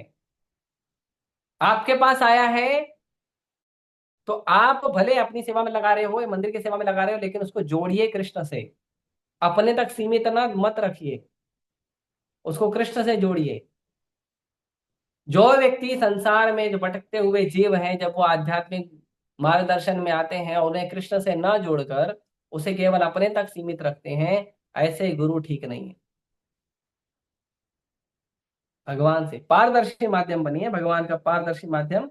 और हमें ऐसे गुरु का ही शरण लेना चाहिए जो पारदर्शी माध्यम। आगे कहते हैं, जिससे उन भगवान का दर्शन किया जा सके जो भौतिक इंद्रियों के बोध से परे हैं। तो जो पारदर्शी गुरु है वो क्या करता है? भगवान का दर्शन कराता है। कौन है वो भगवान? वो भगवान है अधोक्षजा, भौतिक इंद्रियों के बुद्धि से परे है भगवान। भगवान का कोई गणना नहीं कर सकता, अनुमान नहीं लगा सकता है। भगवान हर चीज से परे हैं, लेकिन भगवान अपने भक्त के प्रेम के बंधन में आकर उसको मिलते हैं, बात करते हैं, दर्शन देते हैं। इसीलिए प्रामाणिक गुरु की सेवा के अनुपात से ही भगवान उसे अपनी अनुभूति कराते हैं। भगवान की सेवा में मानव शक्ति का सदुपयोग मुक्ति का प्रगतिशील पथ है। तो मानव की, इस संसार में जितने भी मनुष्य हैं, सभी इस के मनुष्यों की जो शक्ति है, वो शक्ति का केवल एक ही उपयोग है, सदुपयोग है। उपयोग नहीं है, सदुपयोग है। और वो है भगवान की सेवा करना, भगवान के प्रामाणिक भक्तों की सेवा करना। नहीं तो मानव शक्ति व्यर्थ है, waste of use, waste of energy. उसका कोई कार्य नहीं, उसका कोई उपयोग नहीं। इसीलिए भगवान के प्रामाणिक गुरु के मार्गदर्शन में, भगवान की सेवा करने पर सारी विराट सृष्टि, देखो कितना सुंदर बात है, भगवान की यदि आप सेवा करेंगे प्रामाणिक और पारदर्शी गुरु के चरण कमल में, तो क्या मिलेगा? तो मिलेगा सारी सृष्टि, सारी भगवान की जितनी पूरी विराट सृष्टि है, वो क्या हो जाएगी? वो तुरंत भगवान से अभिन्न हो जाएगी। वो सृष्टि और भगवान में अंतर नहीं रह जाएगा। आप जहां देखोगे वहां कृष्ण का दर्शन करोगे। भगवता में है ना विभूति योग, हर चीज में कृष्ण देखोगे। पानी में कृष्ण, पौरुष में कृष्ण, धरती में कृष्ण, अग्नि में कृष्ण, हर जगह कृष्ण देखोगे। भक्तों में कृष्ण, अभक्तों में कृष्ण, असुरों में कृष्ण, हर जगह देखोगे। भगवान कहते हैं असुरों में मैं प्रहलाद हूं। इतना मधुर बात है। यदि हम प्रामाणिक भक्तों का संग करें, प्रामाणिक भक्तों के संग में भक्ति करें, तो क्या होगा? तो पूरी सृष्टि ही कृष्ण हो जाएगी। वासुदेवम सर्वमिति स महात्मा सुदुर्लभ। भगवान कृष्ण का जो हर जगह दर्शन करता है, ऐसा महात्मा बहुत दुर्लभ होता है। ऐसे दुर्लभ भक्त बन जाएंगे। प्रेमाञ्जनचूरित भक्ति विलोचनेन सन्तः सदैव हृदयेषु विलोकयन्ति यं श्याम सुन्दरमचिन्त गुणस्वरूपं गोविन्दमादिपुरुषं तमहं भजामि। गुरु की सेवा का, भगवान के प्रेम का जब आंख में काजल लग जाएगा, अंजन लग जाएगा, तो क्या होगा? संतः सदैव हृदयेषु विलोकयन्ति। 24 घंटा भगवान को ही देखोगे और किसी को देखोगे ही। और भगवान को कैसे देखोगे? यम श्याम सुंदरम अचिंत गुण स्वरूपम। जो अचिंत गुणों के सार भगवान कृष्ण है, श्याम सुंदर है, उनका दर्शन करो। हाँ, सक्षम गुरु को वह कला ज्ञात होती है जिससे प्रत्येक वस्तु का उपयोग भगवान के यशोगान के लिए किया जा सकता है। अतः उनके मार्गदर्शन से भगवान के सेवक की दिव्य कृपा से सारे जगत को वैकुंठ धाम में परिणत किया जा सकता है। ये और एक बहुत महत्वपूर्ण बात प्रभुपाद जी कह रहे हैं कि ये बात गुरु को पता होती है कि संसार की हर वस्तु को कृष्ण की सेवा में कैसे लगाना चाहिए। ये बात गुरु को पता हो तो क्या करना चाहिए? तो संसार की हर वस्तु को भगवान की सेवा में लगाने की जो कला है वो हमें आनी चाहिए। और इस कला को ज्ञात होने के बाद हमें क्या करना चाहिए? हमें भगवान की सेवा करना चाहिए। जब हम ऐसा करेंगे, संसार की हर वस्तु को कृष्ण की सेवा में लगाएंगे, कृष्ण से जोड़ के देखेंगे, तो सारा संसार वैकुंठ हो जाएगा। ये धरती ही वैकुंठ हो जाएगी। तो जी एक लेक्चर में कहते हैं, तुम लोग पाकिस्तान जैसे थोड़े से हम्म, धरती के टुकड़े के लिए लड़ाई लड़ रहे हो, अरे जाओ पूरे संसार में कृष्ण प्रचार करो, पूरा संसार भारत हो जाएगा। बताओ। तो इसीलिए पूरे हर अपने पहले तो अपने घर को वैकुंठ बनाइए। घर में निरंतर भगवान का यशोगान, कला, भगवान की सेवा, भगवान के लिए कुकिंग करना, भोग लगाना, भगवान के लिए साफ सफाई करना, भगवान के लिए श्रृंगार करना, भगवान की कथा का गुणगान करना, हर समय कीर्तन भजन चालू रखना। पहले तो अपने घर को वैकुंठ बनाइए, उसके बाद हर वस्तु को भगवान से जोड़ने का प्रयास करिए। प्रभुपाद जी को ये कला आती थी, जो वस्तु जहां मिली प्रभुपाद जी ने उसको भगवान की सेवा में लगा दी। ये बड़ा महत्वपूर्ण है। प्रभुपाद जी के कुछ शिष्य थे, अरे बड़े अद्भुत शिष्य थे। प्रभुपाद जी के एक शिष्य थे, उसको जोर से भूख लगी थी। तो क्या किया, गए स्टोर रूम में और भेल बना के खाने लगे। तो दूसरा भक्त आया, बोला प्रभु जी आप भेल बना के खा रहे हो और यहीं स्टोर रूम में भगवान को भोग लगा कि नहीं? बोला प्रभु जी मैं जल्दी जल्दी में था, पूरे स्टोर रूम को ही भोग लगा दिया। पूरे स्टोर रूम को भोग लगा दिया। एक भक्त जा रहे थे कहीं पे, उन्होंने एक कुछ फलों का पेड़ देखा, तो उनको फलों का पेड़ देखा तो वो सोचे यहाँ से कुछ फल वल तोड़ के प्रसाद पा लेंगे भगवान को भोग लगा के। तो उन्होंने क्या किया, पूरे पेड़ को ही भोग लगा दिया भगवान को। पूरे पेड़ को भोग लगा दिया, अब जो फल तोड़ेगा प्रसाद खाएगा। भगवान के भक्त बड़े दयालु होते हैं। तो ऐसे हर वस्तु को कृष्ण से जोड़कर देखना चाहिए। एक बार प्रभुपाद जी के पास एक भक्त आया और प्रभुपाद जी को न्यूज़पेपर कटिंग दिखा रहा था। तो उसमें पैसे का ढेर बना हुआ था और एक साधु ऐसे कर रहा था, क्या हम पैसा वैसा नहीं लेते, हम साधु हैं। तो प्रभुपाद जी बोले वो ढेर को लेके आओ, मैं उसको ऐसे करूंगा, वो पूरा ढेर मेरे को दे दो। क्यों? अरे कृष्ण की एनर्जी है, कृष्ण की संपत्ति है, कृष्ण की शक्ति है, उसको कृष्ण से दूर क्यों करना? संसार की सारी शक्तियां कृष्ण की है, उसको वापस से कृष्ण की सेवा में लगाने की कला को ही भक्ति कहते हैं। सबको कृष्ण में लगाइए, पूरा संसार वैकुंठ बना दीजिए। कहीं कोई दुख नहीं होगी, पीड़ा नहीं होगी, रोग नहीं होगा, आनंद में रहेंगे लोग। ये जो कला है ये प्रामाणिक और पारदर्शी गुरु को पता होती है। भगवान के सेवक भक्तों को, वो सेवक भक्त जो प्रामाणिक सेवक है भगवान का, जो भगवान की सेवा जो है प्रामाणिकता से ईमानदारी से करता है, ऐसे भक्तों को ये कला पता होती है। इसीलिए वह संसार की हर वस्तु को कृष्ण की सेवा में लगाना चाहिए। तो ऐसा हमें प्रयास करना चाहिए। हर व्यक्ति, हर वस्तु, सबको कृष्ण की सेवा में लगाओ। कैसे लगाना है अपना अपना तरीका, वो प्रामाणिक गुरु को और पारदर्शी, प्रामाणिक और पारदर्शी सेवक को भगवान के पता होता है। तो वैसा हम करने का प्रयास कर सकते हैं। ठीक है, मैं यही रोकता हूँ। किसी को कोई प्रश्न है तो पूछ सकते हैं। हरे कृष्ण। ठीक है, चैट में शायद कोई प्रश्न आया है। हरे कृष्णा प्रभु जी, धन्यवाद प्रणाम। ये दोबारा बताए ना कि जीव के स्वरूप की बात। हाँ। तो चैतन्य महाप्रभु कहते हैं जीवेरा स्वरूप होए कृष्णेरा नित्यदास। तो जो जीव का स्वरूप है वो है भगवान की नित्य सेवा करना। जब जीव भगवान की नित्य सेवा में लगा रहता है तो जीव क्या होता है? जीव भगवान की अंतरंगा शक्ति में चले जाता है। अंतरंगा शक्ति के संरक्षण में भगवान की सेवा में आनंद प्राप्त करता है और दिव्यता का अनुभव करता है। और क्योंकि वो अपने स्वरूप में होता है, इसीलिए उसे दुख का, पीड़ा का कोई आभास नहीं होता। लेकिन जब जीव भगवान की सेवा नहीं करता है तो वो संसार के बंधन में फंसता है, अपने इंद्रिय भोग में फंसता है। और संसार के बंधन में, अपने इंद्रिय भोग में फंसने के कारण नाना प्रकार के दुखों को सहता है, कष्टों को सहता है, और नाना प्रकार के दुखों और कष्टों को सहने के कारण, उसको, उसके थपेड़ों को खाने के कारण उसका पूरा जीवन जो है वो दुखमय हो जाता है, नारकीय हो जाता है। तो इसीलिए हमें हमेशा भगवान की सेवा करनी चाहिए, भगवान से दूर नहीं होना चाहिए। ठीक है। तो जीव का स्वरूप है कृष्ण का सेवा करना, और कोई स्वरूप नहीं है। यदि जीव कृष्ण के स्वरूप को, कृष्ण के सेवा को छोड़कर कोई अन्य काम में लगेगा, तो उस काम में उसको 100% दुख मिलेगा। इसकी गारंटी स्वयं भगवान कृष्ण भगवत गीता में लिखे हैं, दुखालय व शाश्वतम। ठीक है। और किसी का कोई प्रश्न?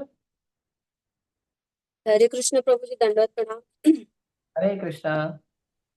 प्रभु जी, भगवत गीता के 7वें अध्याय में प्रभु जी कहते हैं कि प्रथम के 6 अध्याय और लास्ट के 6 अध्याय में मतलब भक्तों के संगति से ही आपको समझ में आएगा, तो उसमें ऐसा क्या है प्रभु जी? भक्तों की संगति समझ में आएगी। मतलब वो समझाएंगे तब हम, मतलब तभी हमको समझ में आएगा कि असल में जैसे क्या है, मतलब हाँ, तो यदि हम ग्रंथ भी पढ़ते हैं, हम नाम जप करते हैं, ग्रंथों को पढ़ते हैं, तो नाम जप करना, ग्रंथों को पढ़ना भक्तों की संगति में करने से ज्यादा प्रभावशाली होता है। जी जी जी। एग्जाम्पल, स्कूल और कॉलेज क्यों बनाए गए? स्कूल और कॉलेज इसलिए बनाए गए हैं ताकि घर में बैठकर पढ़ाई नहीं होती है। घर में पढ़ाई करने से समझ में नहीं होता है, तो स्कूल में जब जाता है कोई स्टूडेंट, तो स्कूल में जाने से वो विद्यार्थी को क्या होता है, उसको पहले तो संग मिलता है बहुत सारे पढ़ने वाले लोगों का, और दूसरा वहां पर बैठकर जब वो पढ़ाई करता है, तो उसको क्या होता है, उसको एक एक्सपर्ट व्यक्ति होता है सिखाने समझाने के लिए। तो इसीलिए स्कूल जाता है। उसी प्रकार जो मंदिर होते हैं वो आध्यात्मिक स्कूल होते हैं, जहाँ पे कुछ भक्त होते हैं, कुछ सीनियर वैष्णव होते हैं, जो पहले से भक्ति को प्रैक्टिस कर रहे हैं, भक्ति का अनुभव कर रहे हैं। तो वो भक्ति का अनुभव और प्रैक्टिस करके क्या करते हैं, वो हमें उत्तम ज्ञान देते हैं। और मंदिर में आते हैं, जब हम भक्तों के संग में आते हैं, तो भक्तों के संग में आने से हमें क्या मिलता है, हमें भक्ति करने का, शास्त्रों को पढ़ने का उत्साह मिलता है। तो जब कोई ग्रंथों को आप उत्साह के साथ पढ़ते हो, नाम जप को आप उत्साह के साथ करते हो, तो उसका ज्यादा फायदा मिलता है। और दुखी होके करते हो, यार अभी देखो 16 माला पूरा नहीं हुआ, सुबह से 16 माला कर रहा हूँ, प्रभु जी ने 1 घंटा बुक रीडिंग बोला था, अभी 15 मिनट ही हुआ, 45 मिनट बाकी है। तो उसमें क्या होता है, दुख लगता है, बोझ लगता है। लेकिन जब आप मंदिर आते हो, भक्तों के संग में आते हो, तो वो बोझ नहीं लगता है, क्योंकि उत्साह में पूरा हो जाता है और अच्छे से समझ में आता है, क्योंकि आपने उत्साह में उस कार्य को किया है। तो जो मंदिर है या जो भक्तों का संघ है, वो इसीलिए बनाया गया है। प्रभुपाद जी ने कहा, मैंने पूरे दुनिया में जो मंदिर बनाए हैं वो क्यों बनाए हैं, आप लोगों को भक्तों का संग देने के लिए। पर अब मंदिर ही नहीं आएगा कोई, तो क्या करे? हाँ, तो वो तो गलत है ना। और दूसरा, अपने घर में भक्तों को, वैष्णव को बार बार आमंत्रित करना चाहिए। सभी घर भक्तों को प्रयास करना चाहिए कि घर में ऐसा अनुकूल वातावरण हो कि उनके घर में भक्त आए, वैष्णव आए, साधु आए, और घर में कभी कभी चर्चा हो, भक्ति का चर्चा हो। नहीं तो आप किसी के घर में जाओ, आप किसी साधु वैष्णव के घर में जाओ, वहां पे ऐसा कुछ आयोजन हो। जैसे मंदिर में हम आते हैं हफ्ते में 1 दिन, ऐसे हफ्ते में 1 आध दिन किसी वैष्णव साधु के घर पे जाओ, बैठ के वहां पे कथा कीर्तन करो, ग्रंथों का अध्ययन करो, जप को करो। तो जब संघ में करोगे तो संघ में बल आएगा। क्यों? क्योंकि आपका उत्साह बनेगा कि जो काम मैं कर रहा हूँ वो काम वो भी कर रहा है। मैं कृष्ण भक्ति कर रहा हूँ, वो भी कृष्ण भक्ति कर रहा है, तो उत्साह मिलेगा। तो उस उत्साह में क्या है, पहला तो काम आसान होगा, और दूसरा हमको ज्यादा अच्छे से समझ में आएगा। लेकिन यदि हम अकेले करेंगे, तो पहले तो, क्योंकि अकेले कर रहे हैं, तो आध्यात्मिक बल की कमी है हमारे अंदर। तो आध्यात्मिक बल की कमी के कारण क्या होगा, पहले तो हमारा उत्साह नहीं होगा, और दूसरा उत्साह न होने के कारण हमें कम समझ में आएगा, उसका प्रभाव कम पड़ेगा। ठीक है। और कोई प्रश्न? जी जी, हरे कृष्ण प्रभु जी, दंडवत प्रणाम। हरे कृष्णा। हरे कृष्णा प्रभु जी, दंडवत प्रणाम। माता जी, हरे कृष्णा। प्रभु जी, आपने नरोत्तम दास ठाकुर जी का जो उदाहरण दिया था, एक बार दोबारा बताएंगे? तो नरोत्तम दास ठाकुर कहते हैं, भाई नरोत्तम करो दया अपनारी बोली। भगवान कहते हैं अहम भक्त पराधीना भक्त भक्त जन प्रिय, कि मैं भक्तों के अधीन हूँ। दुर्वासा मुनि बोले आप तो स्वराट विराट संपूर्ण भगवान हैं, आप तो पूर्ण पुरुषोत्तम हैं, आप नहीं रोकेंगे सुदर्शन को तो कौन रोकेगा? भगवान बोले सॉरी, मैं नहीं रोक सकता। क्यों? क्योंकि तुमको लगता है कि मैं स्वराट विराट भगवान हूं। मैंने कभी अपने आप को स्वराट विराट स्वीकार नहीं किया, मैंने अपने आप को अपने भक्तों के अधीन स्वीकार किया है। तो भगवान हमेशा अपने आप को अपने भक्तों के अधीन समझते हैं। इसीलिए भगवान कहते हैं कि जो मेरा भक्त है वो मुझसे बढ़ के है। और जो मेरे भक्त ने यदि किसी भक्त के ऊपर हाथ रख के बोल दिया ये मेरा है, बस काम हो गया। उसके बाद उस भक्त को भी भगवान प्रेम करते हैं। तो नरोत्तम दास ठाकुर बोलते हैं मैं तो भक्ति वक्ति कुछ करता नहीं, मैं तो भक्त नहीं बनाऊं, लेकिन हे वैष्णव ठाकुर आप तो भक्त हो ना, आप एक बार बोल दो कि नरोत्तम तू मेरा है, बस मेरा काम हो जाएगा। कृष्ण मुझे कृपा करेंगे, कृष्ण मुझे स्वीकार। ठीक है? और कोई भक्त?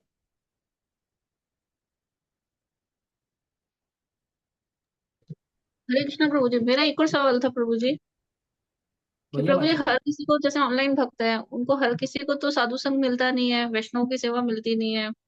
और हम वाणी सेवा तो करते हैं लेकिन वैसे तो कोई सेवा मिलती नहीं है, तो ऐसे में क्या करें जिनको भक्तों का संग नहीं है या मिल जिनको रहा है ना वैष्णव। ऑनलाइन भक्तों का संग, रोज 1 घंटा। ये तो ठीक है प्रभु जी, लेकिन वैसे। हाँ ठीक है। देखो क्या है, यूपी में कहावत है नाना मामा से काना मामा अच्छा है। मतलब कि कुछ नहीं से कुछ अच्छा है। तो जब कुछ मिलता है, हमें प्राप्त होता है, और जब यदि हमें सब कुछ मिल रहा है, मंदिर मिल रहे हैं, वैष्णव मिल रहे हैं, ब्रह्मचारी सन्यासी मिल रहे हैं सेवा करने के लिए, बहुत अच्छी बात है। लेकिन अगर नहीं मिल रहे हैं तो कम से कम में भगवान की जितनी कृपा मिलती है उस कृपा को सराहना करना चाहिए और उसका लाभ उठाना चाहिए। यदि हम मंदिर नहीं जा पाते हैं रोज, तो कम से कम रोज ऑनलाइन क्लास सुनना चाहिए, रोज भक्तों का संग करना चाहिए। तो कम से कम मिनिमम टू मिनिमम हमें अगर ये प्रयास करेंगे तो होगा, नहीं तो नहीं होगा। अभी तो जूम सिस्टम आ गया है कि लोग ऑनलाइन वीडियो कॉल पे क्लास लेते हैं, है ना। शुरुआत में हम लोग जब भक्ति से जुड़े थे तो जूम सिस्टम ये सब था, लेकिन कंपनी कंपनी में जूम यूज करते थे। जूम और ये सब जो स्काइप है ये सब तो कोविड में फेमस हुआ है। उसके पहले वीडियो कॉल बहुत कम होती थी, वीडियो कॉल और ये जो जूम मीटिंग है बहुत कम होती थी। तो कई सारे भक्त लोग कई कई दूर दूर से मंदिर आते थे। भक्त लोग अपने घर पे जो है आयोजन करते थे। एक या कोई, अरे एक भक्त को बुला लो, आपके आसपास कोई रहता है, एक बार आप उसके घर पे चले जाओ, एक बार उसको आपके घर पे बुला लो, प्रयास करना चाहिए। तो फिर हम लोग क्या करते थे, हम लोग मोबाइल के अंदर रिकॉर्डेड लेक्चर डालते थे, प्रभुपाद जी का लेक्चर, गुरु महाराज का लेक्चर, और कुछ जो शिष्य है उनका लेक्चर, और लेक्चर दिन भर चलाते रहते थे। वही हमारा वैष्णव संघ था। यहाँ पे तो वीडियो में आप भक्तों को देख सकते हैं, उसमें तो कुछ नहीं था हमारे लिए। बस भगवान का फोटो देखो, प्रभुपाद जी का फोटो देखो, रिकॉर्डिंग लेक्चर सुनो, फोटो का सेवा करो, प्रभुपाद जी का फोटो का सेवा, भगवान के फोटो का सेवा, रिकॉर्डिंग लेक्चर सुनो, ग्रंथों को पढ़ो, यही हमारा भक्ति था। और हम लोग ऐसे ही भक्ति शुरू किए हैं। और उसमें भी इतना उत्साह आता था, एकदम भरे रहते थे पूरा पावर हाउस की तरह। कोई कहीं मिल जाए, बस ढूंढते थे कहीं कोई मिल जाए उसको पकड़ के प्रचार करेंगे। भगवान की जितनी सुविधा अनुकूल होती है उसका सराहना करना चाहिए, उसको महत्व देना चाहिए कि भगवान ने इतना तो दिया, बहुत है मेरे लिए। भगवान मेरा इतना तो ध्यान रखते हैं, कोई बात नहीं, मैं इतने से ही प्रयास करूंगा, कृष्ण की कृपा तो है ना मेरे ऊपर। तो यदि बहुत कुछ मिलता है तो बहुत अच्छा, नहीं मिलता है तो भी जितना मिलता है वो भी बहुत अच्छा है, वो कम नहीं है। क्योंकि भगवान हमारी परिस्थिति और हमारी चेतना, हमारे कार्यों के, हमारे भक्ति से प्रसन्न होकर हमें जो कुछ देते हैं उत्तम देते हैं, कम नहीं देते। कृष्ण कभी किसी को कम नहीं देते, सब कुछ उत्तम देते हैं। तो भक्तों को अपना प्रयास करना चाहिए, भक्तों के पास जो भी सुविधा है उस सुविधा में भक्तों को क्या करना चाहिए, सुविधा को पूरा महत्व देना चाहिए और पूरे उत्साह से उस सुविधा में लगना चाहिए, और भगवान की सेवा का, भजन का, भक्ति का हमें फायदा उठाना चाहिए। कभी कभी कुछ भक्तों को ज्यादा मिल जाता है भगवान से, तो भी वो दुखी हो जाते हैं, हर समय चिड़चिड़े रहते हैं कि ठीक ठीक है, अब तो प्रसाद आसानी से मिल रहा है, अब तो भक्त लोग आसानी से मिले, क्या कोई बड़ी बात नहीं है यार, भक्त तो मिल जाएंगे, हफ्ते में एक दो दिन हम मिल लेंगे भगवान को, प्रसाद हमको आसानी से मिल रहा है, तो कोई बात नहीं यार, प्रसाद कभी खाएंगे कभी नहीं खाएंगे, है ना। प्रसाद का ठीक से महत्व नहीं देते हैं, भक्तों को ठीक से महत्व नहीं देते हैं। फिर जब दूर हो जाते हैं भक्त, प्रसाद दूर हो जाते हैं, तब याद आता है। तो ऐसा नहीं करना चाहिए। जितना भगवान ने दिया, ज्यादा दिया है तो ज्यादा है, उसका भी महत्व उतना ही है, कम दिया है तो कम है, उसका भी महत्व उतना ही है। कृष्ण ने जो दिया है उत्तम दिया है, हमें उसका महत्व रखें और उसके अनुसार आप प्रेम पूर्वक उत्साह पूर्वक भक्ति करने का प्रयास करें। कृष्ण आपको और ज्यादा देंगे, इसका प्रयास करिए। ठीक है, और कोई प्रश्न?